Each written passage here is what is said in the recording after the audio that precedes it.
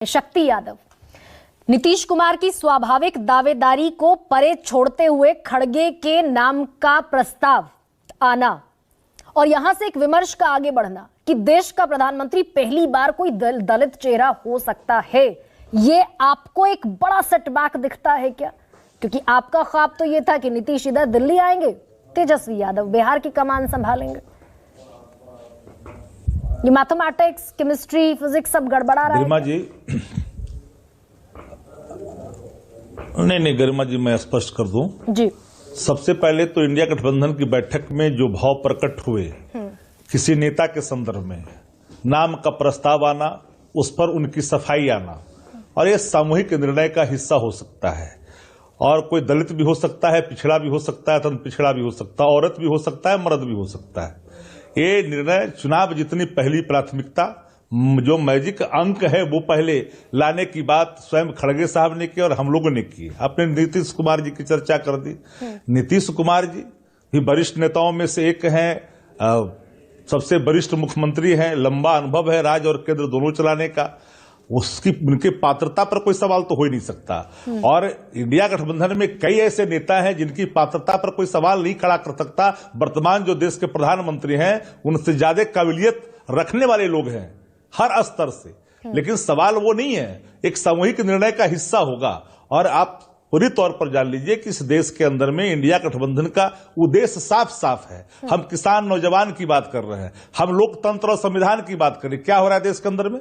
कोई सवाल पूछता है, पार्लियामेंट्री डेमोक्रेसी में विपक्ष का क्या ड्यूटी है, कर्तव्य क्या है, किस तरह से आप उसके साथ सलूक कर रहे हैं? आप जाति पर लेके जा रहे हैं, कोई मिमिक्री की बात कर रहा है, मिमिक्री को किस तरह से प्रचारित करने की कोशिश की जा रही है, आप उसको जाति का अपमान बना रहे।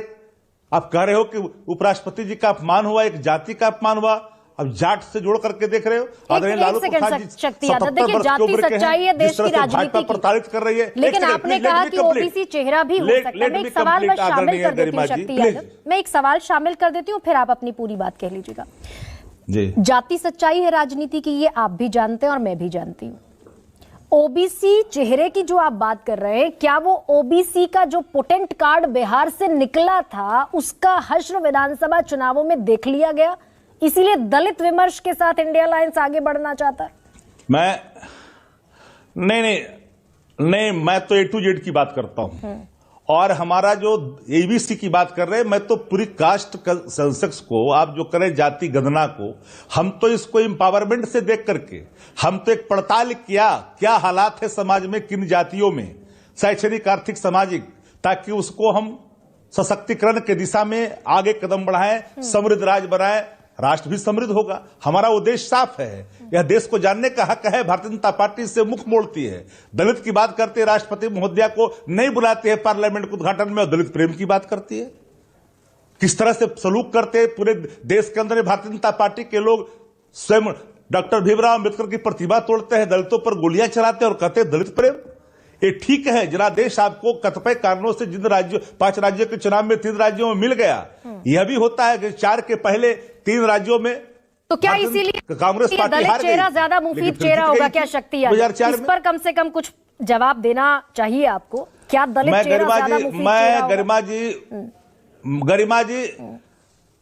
गरिमा जी, हमारे सभी चेहरे इंपॉर्टेंट हैं और खड़गे जी भी इंपॉर्टेंट हैं। और हम तो लगातार कर रहे हैं कि हम दलित से भी उतना ही प्रेम करते हैं, पिछड़ा से भी उतना ही प्रेम करते हैं, हम ए टू जेड की बात करते हैं। और एक बात पूरे सब, हम दो और हमारे दो में विश्वास नहीं रखते हैं। हम ठोको तंत्र में विश्वास नहीं रखते हैं, लोकतंत्र को रौंदना नहीं जानते हैं, तानाशाह नहीं थोपना चाहते। देश कभी स्वीकार नहीं किया है तानाशाह को, विजय अहंकार के बसीभूत होकर के भारतीय जनता पार्टी का।